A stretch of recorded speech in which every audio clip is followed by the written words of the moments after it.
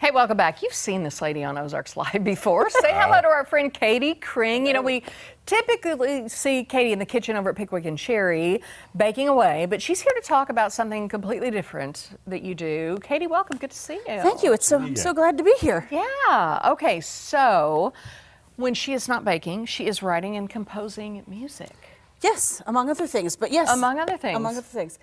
Yeah, so I've been a composer longer than I've been almost anything. And so I have a new piece out that I'm really excited to tell you about. Tell us about it. So one of the other things that I do is I conduct the Springfield Street Choir, which is Springfield's choir for people who are experiencing homelessness. And so a project that I conceived a couple years ago was taking interviews and texts generated from our homeless singers and some of my other homeless friends and setting those to music, and then having the Springfield Chamber Chorus, which is Springfield's sort of professional caliber ensemble, sing it and really kind of turn that into something really special. So we premiered that in July. And I came and talked to you about that then. Remember, yes. And but now we have released it as an album.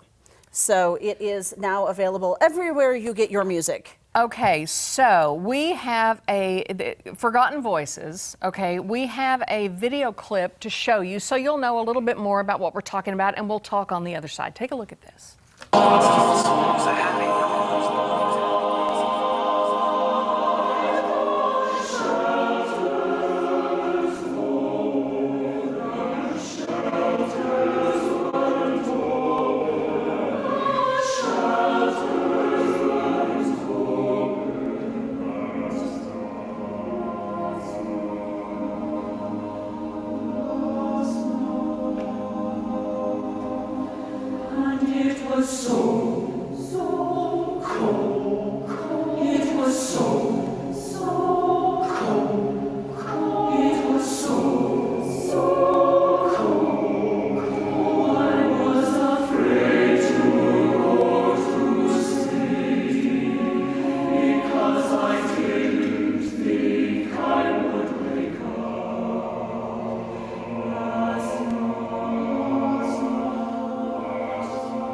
Katie, that is beautiful. Absolutely. So it's beautiful, but the words are just tormenting. Upsetting. Yes. Yeah. It's just tormenting to think about. Well, you're giving voice to the voiceless in a way. Well, and that particular text, which is the first song in the cycle, those are words by my friend Coco, who has experienced homelessness for a large part of their adult life.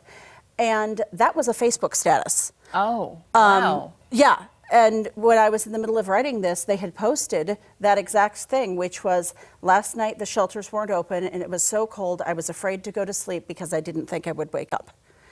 And Coco had already written a different text for me, which is the second piece.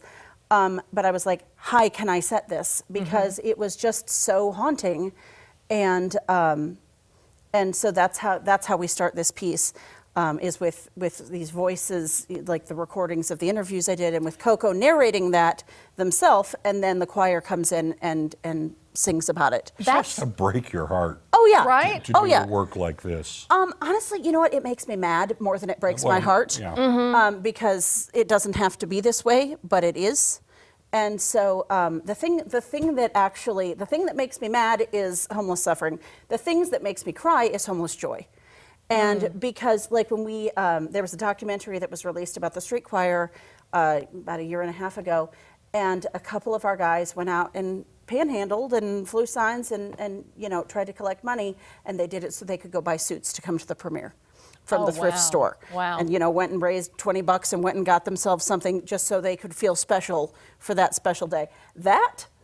That's I have a hard time talking about that. Is there some joy? There in the is, work? Yeah. and the fourth movement, the way this came about is, so at the end of a street choir rehearsal, I had everybody write on the back of their little piece of paper they used to get paid, I am, and then fill in the blank any way they wanted to. And I really thought I was going to get a bunch of, like, I am forgotten, I am sad, I am cold. And I didn't get any of that. I got, I think, one that was like that. Everything else was, I am grateful, I am learning, I'm a child of God, and there were a whole bunch of them that were, I am happy, because we had had just a great rehearsal, and in that moment, everybody was happy. And you know, I was like, should I put this in? Because I don't want people to think that being homeless is a bucket of laughs. It is not. There is a lot of grief and suffering and trauma that goes with it. But, you know, people who are homeless are fully realized humans. And they're having a full range of human experiences. And when things are good, they're great.